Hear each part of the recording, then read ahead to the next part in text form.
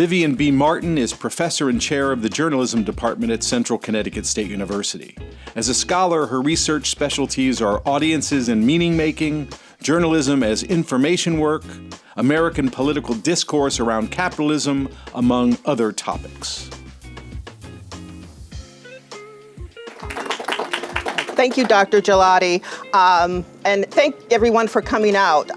I am really not the star of the show. I'm not even the first author. This is a memoir written by my mother. It combines personal memory, social history, and drawing on a lot of different materials that you'll hear about. And it talks about growing up in the segregated South, and specifically Colleton County, Smoke, South Carolina, in the 30s and 40s. It also addresses some of the 50s when she goes off to college in Tuskegee, at Tuskegee.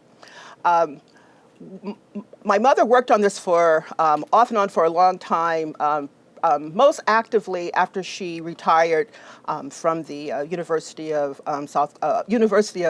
Connecticut School of Social Work, where she was a professor, and retired as associate dean in 1999. So she did a lot of work on it, and I came into it at various points. But the day after we turned in the full manuscript, December 18th, 2020, she suffered a stroke. It was first a TIA, and then when she was in the hospital, she had another one, despite being on hourly watch. That's a whole other issue. But so it left her, it took away the last of her sight, because through 2020, while others were suffering from COVID, she was suffering, she was losing sight and not able to get into doctors, eye doctors and others as regularly. And then the stroke has left her paralyzed with some movement and sense coming back, but on the left side. So it required me to get even more involved toward the end on the book. To bring it to the end. So it was a labor of love, because I was affected a lot by it, by working through it, and we'll talk about some of that. So I want to thank my mother for still she keeps striving as a wonderful example. She'll be 92 the end of October, and she wanted to be here. She wants to go out and do the all of the events related to the book that she can. We're kind of limited in the sense that with a wheelchair you can't exactly run off, but she says that if Tuskegee invites her, she'll walk there. But okay, so Mom, do you want to say anything? I may have over-exaggerated walking the Tuskegee. Okay. So I think to get started, she wanted me to read the prologue so that you can get a feel for some of what's here, and we can talk about how things came together. So, it was not a school day, so I was enjoying time with Mama and Papa as we stood under the walnut tree that was about 200 feet north of our house. The tree was no more than 20 feet from the main dirt highway that ran through our property.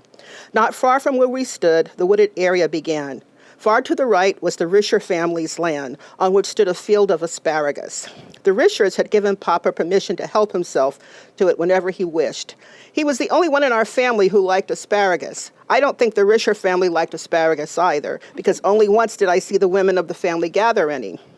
Papa and Mama were chuckling about that when we heard a car door slam in front of the house.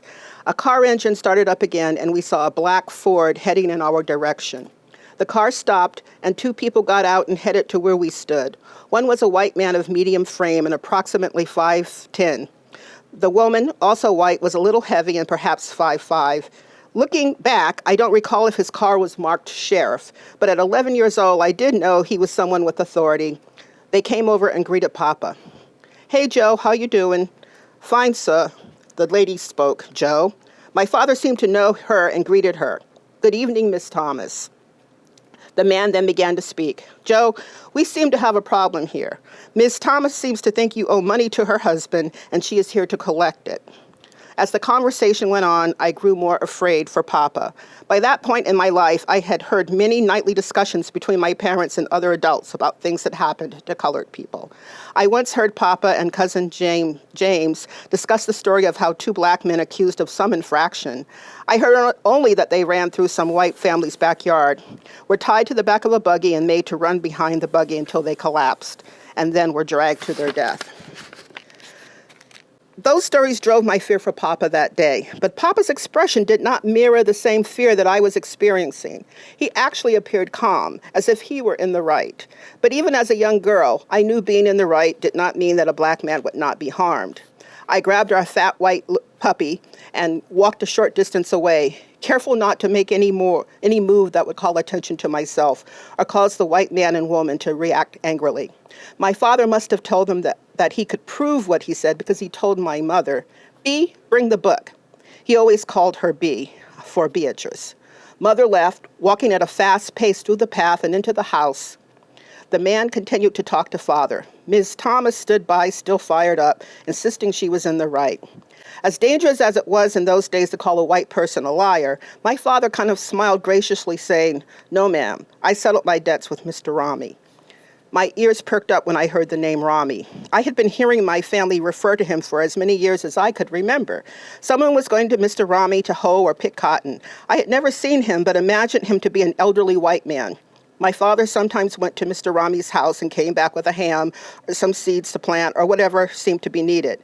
In later years, I learned Mr. Rami owned a grocery store, but I was not up on all of that at 11 years old. My siblings and I had a good laugh a year or two earlier when one of Mr. Rami's relatives, a woman, wrote my father an awkwardly worded postcard that read, Joe Robinson, see here, I have some beans at the Yancey place need picking. Come and pick them right away. Papa chuckled as he said, I don't owe her one dime. But the tone of the card, demanding, was no joke. In the end, Papa sent his older children to, quote, help her out. That afternoon, as I watched fearfully, Papa stood unwavering. Mama returned as quickly as she could from the house. She was holding an oblong gray book. She walked up to my father, book in hand, opened it, and pointed to an entry. He said to Mama, show them the book. The sheriff and the woman both spent time looking at the book.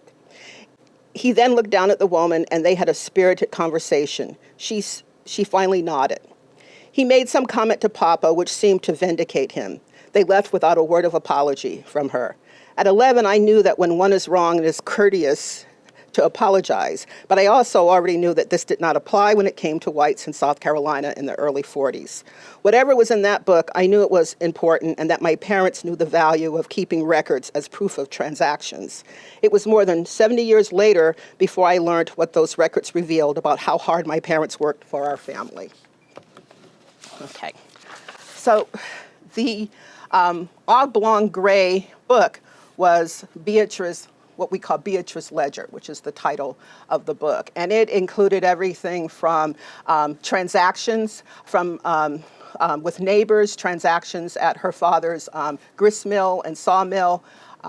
It had information about the Church Ladies Society. It had a lot of letters and later mortgages and a lot of material that Mom was able to draw on for the book.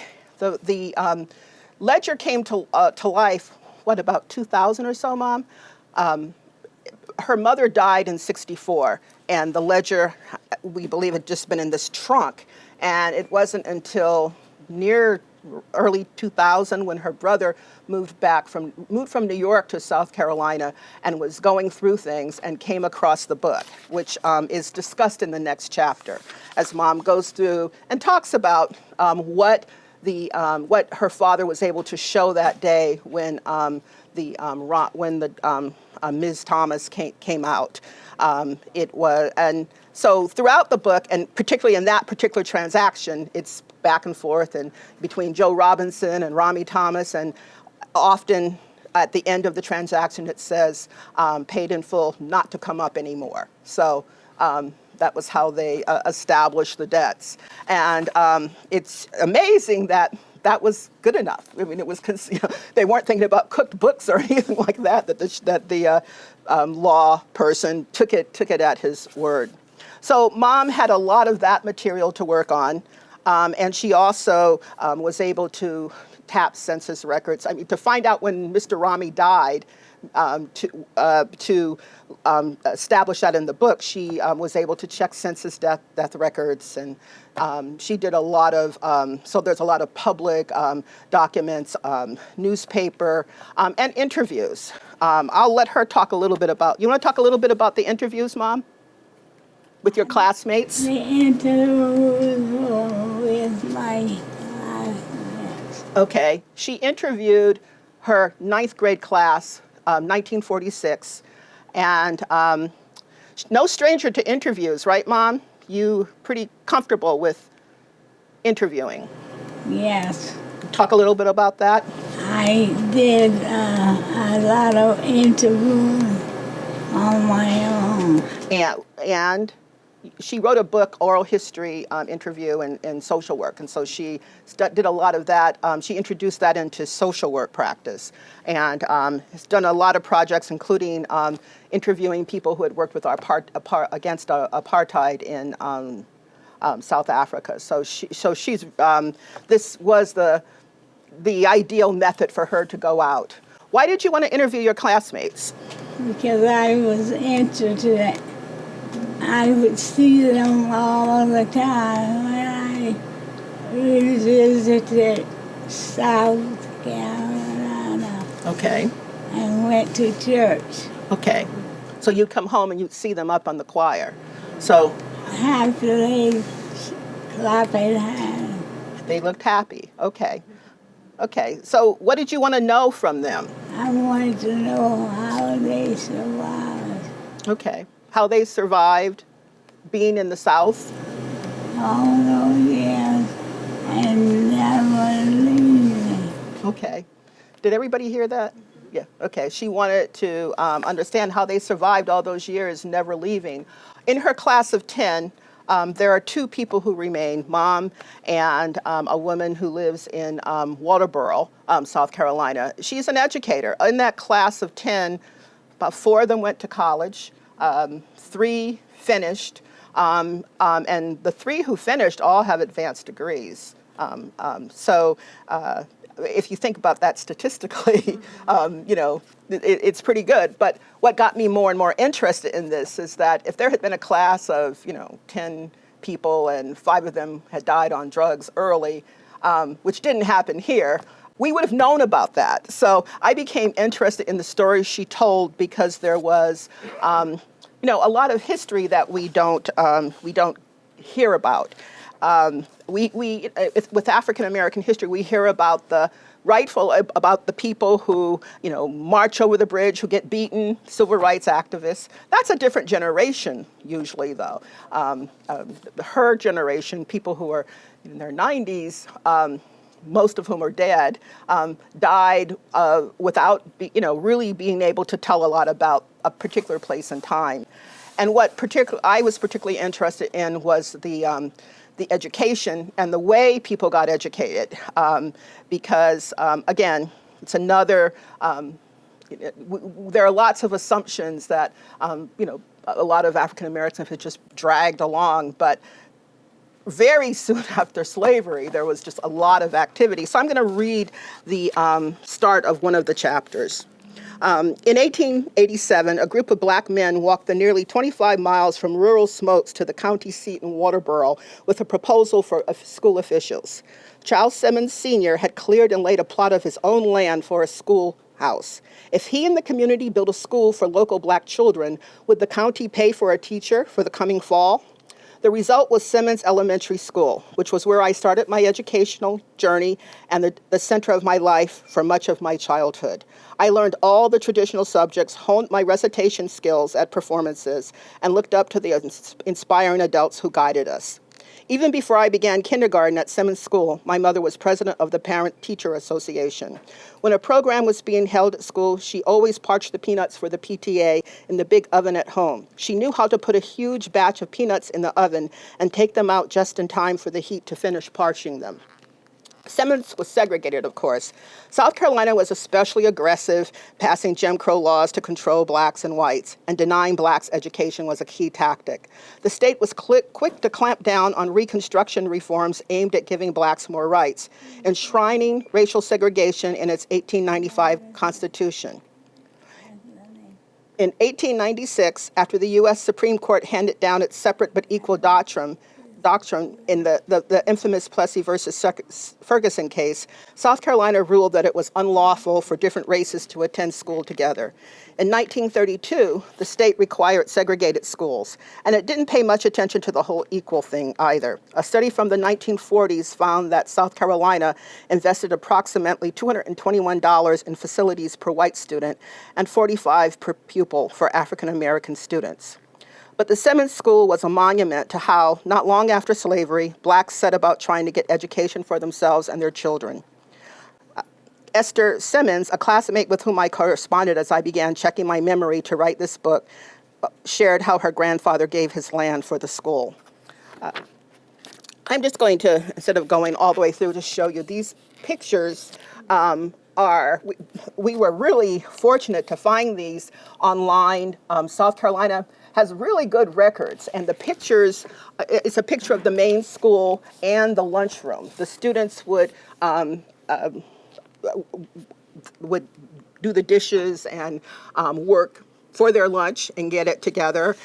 There was also restrooms on the outdoor toilets on the property. They had to put in a lot for their education. And what really got me interested was just the, again, this is an area that we do hear about the Rosenwald schools and other freedmen schools, but we don't hear about what communities put up for schools for black kids who would not have education otherwise. And this is a really good example. I don't know if it means the people were particularly enlightened, or it was just, people were doing work that they didn't have to do. The white officials. I don't know what motivated that, but they did get that initial support for the school. W.E.B. Du Bois did some research, particularly on South Carolina, of the school systems, and found that basically the black community was paying double, because even with a Rosenwald school, they had to contribute. The community contributed, and then they were also being taxed. So there was never any real balance there. But in the chapter, Mom talks about renting their books and seeing the names of white children who had discarded the books from the previous year, and the rub is even more because they often knew the kids, because it was a small community where the whites and blacks did live around each other in a more, I guess I would say, integrated way than up north, and so they played with each other. They did not. They actually socialized up to a certain age. And so there are just a lot of things about the etiquette of racial interaction that I thought was interesting. And so at a certain point, I told her that Smokes is actually one of the characters in the book. We have to lay that out for people to really get an understanding of what this 30s, 40s segregated community was like. Her father did business with many whites in the community. When we were sitting around trying to find some people from that era to interview, we got an email from Ray Thomas. If the name sounds familiar, he is a relative of Rami Thomas. So these were his people, and he's lived there all for a long time. And in the email, he said to Mom, I know who you are. I think you're Joe and Beatrice Robinson's child. So, people knew each other around there. And I should also point out that the email that he sent started out Dr. Martin. And what a difference from the South that she had grown up in. But so there are a few chapters on education because it was so important for getting out. And people here, when Mom would say, well, I went to boarding school, they think of elite, Eastern boarding schools, or, Lewis Jaffe or something to that effect. But she had to go away just to get, a 10th grade education, 11th grade education, a 12th grade education. These were often relationships between churches and the community. And in her case, her reverend knew of a school for 10th grade, because once they got to 9th grade, her classmates didn't know what the future was going to be, because there wasn't a local, immediately local school for blacks, and so she went to Richard Carroll is in Bamberg? In Bamberg. Bamberg, and so that's about a 30-minute ride, and so she boarded in a house because there was a local school there that she was able to get into.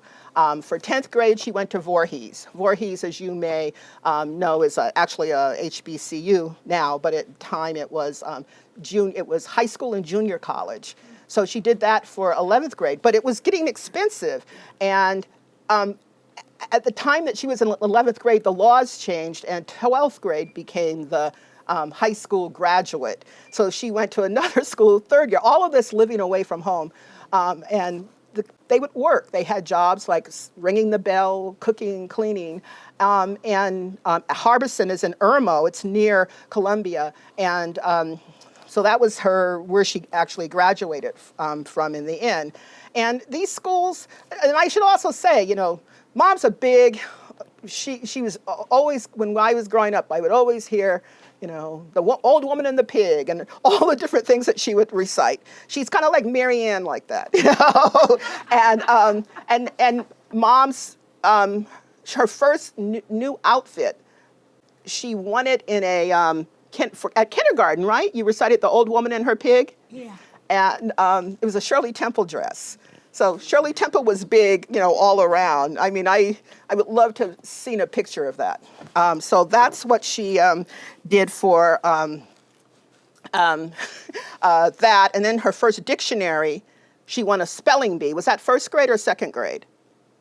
That was 2nd grade. Okay. So these schools were tied into, cultivating and elevating along with the basics, but I think in American schools at that time there was always more recitation. So Mom knows a lot of those kinds of things. I would also say, just as her mother, Beatrice, went to normal school. A school much like what CCSU was in the end. She went to Claflin, which, as you may know, is now a HBCU. She did not finish. There was only enough money for the brother. So her brother went, which put his family on a faster track, we should say. So there was a lot of understanding of education and the importance in these communities. The book talks, you even hear about people, how they shunned people when they got pregnant. So as a community, it's quite different.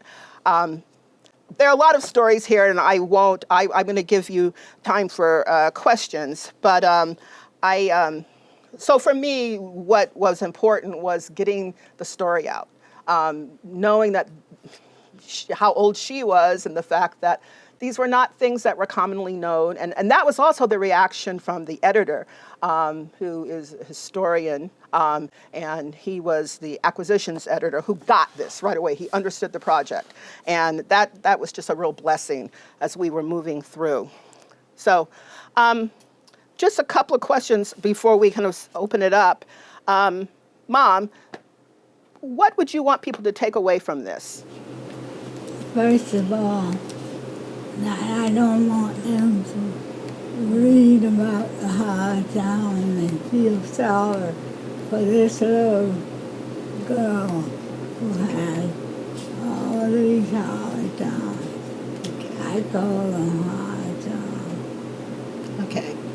So you don't, and I want them to not feel sorry how that poor girl Okay.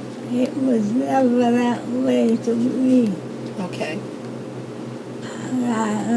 Through all I had Mama. Okay. Did everybody hear? Could you just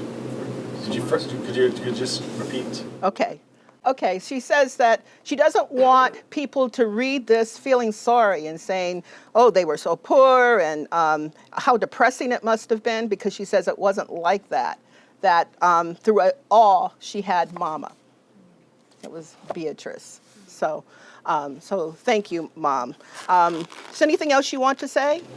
That's that we had family, Okay.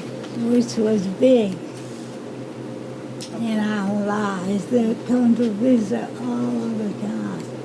Sometimes at midnight. Okay. Yeah, some came and stayed, right? And stayed.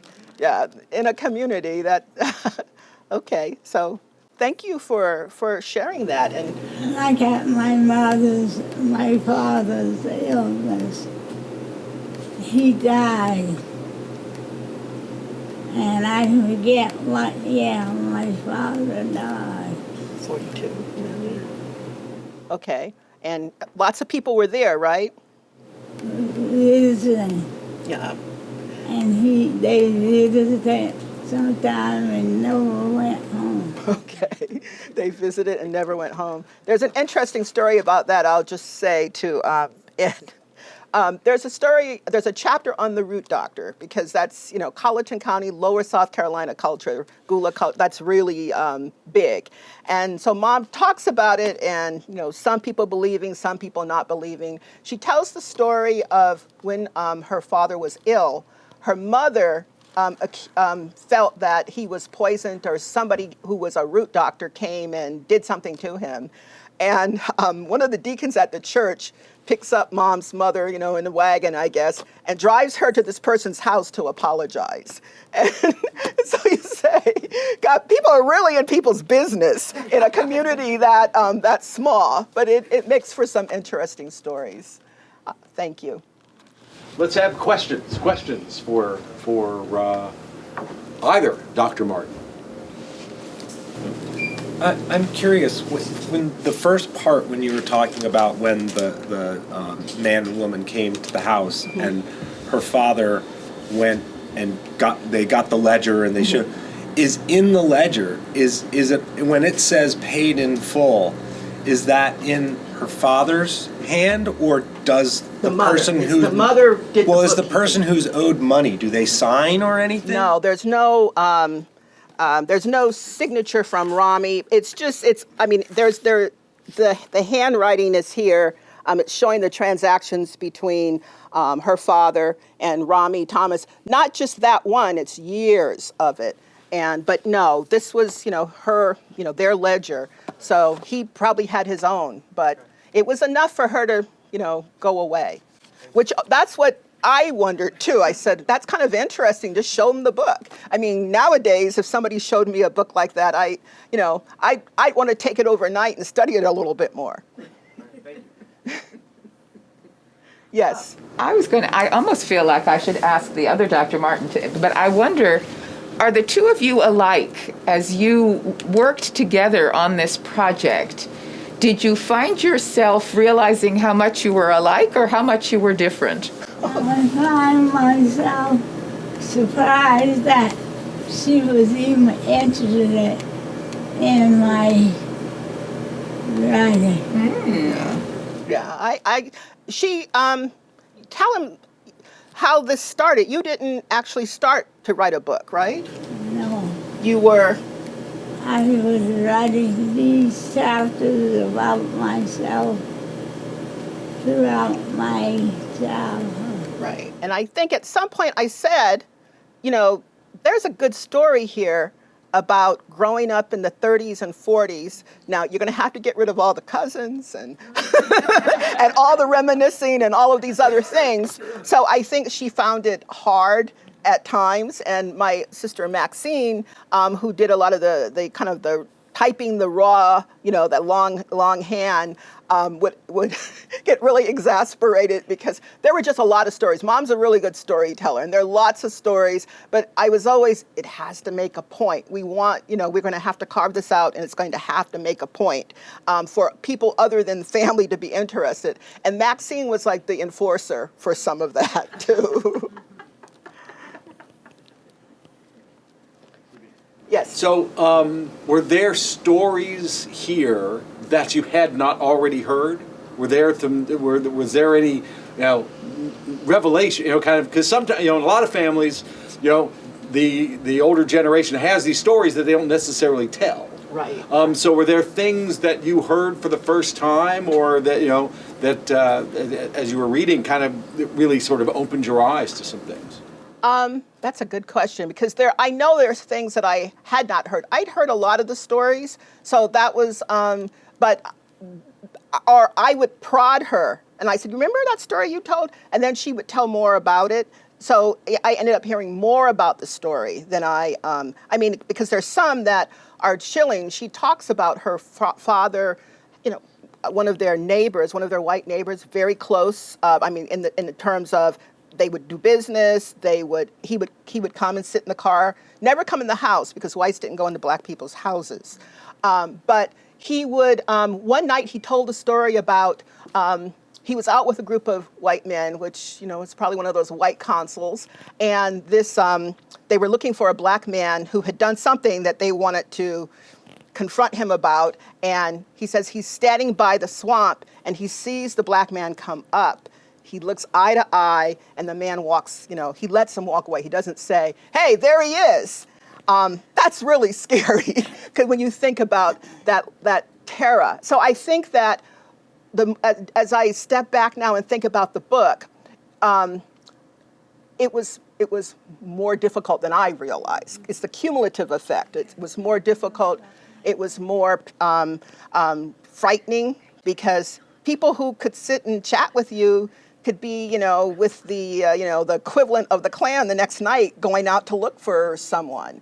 So, and this also, it made me more interested in, lynchings in that area. So, because we talk about one that happened in 1909 that they were still talking about when Mom was growing up. And I did a piece for the 1619 Journal here about the newspaper coverage of it, and the fact that it was covered throughout the state. So I became really interested in how different places covered it. But they tell the story of 500 people coming out to shoot.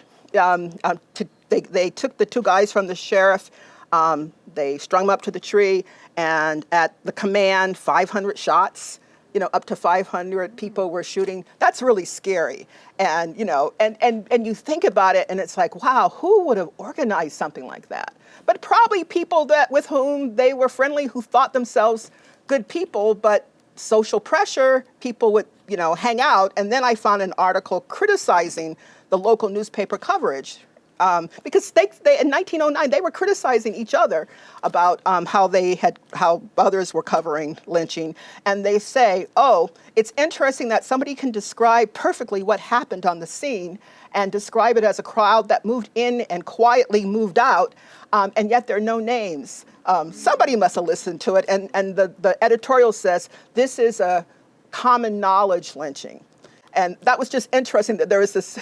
So a common knowledge lynching doesn't get the same kind of deep coverage in the local press because everybody knows who's involved. So the governor's office is saying, we're going to put up money to find out who stole the people from the sheriff, but that never happens. And then part of it is because the press wasn't pressuring for that, because one, these guys are accused of killing somebody from the Smoke family. So the Smoke family is, Smokes is named for the Smoke family. So a prominent family, but they're also, they are, but one article claims that the African-American community was okay with it too. I mean, we don't know if that's what they just told the reporters, or somebody's just, preconceived ideas, but that's that probably affected the coverage too. So, but it was so I guess the level of terror I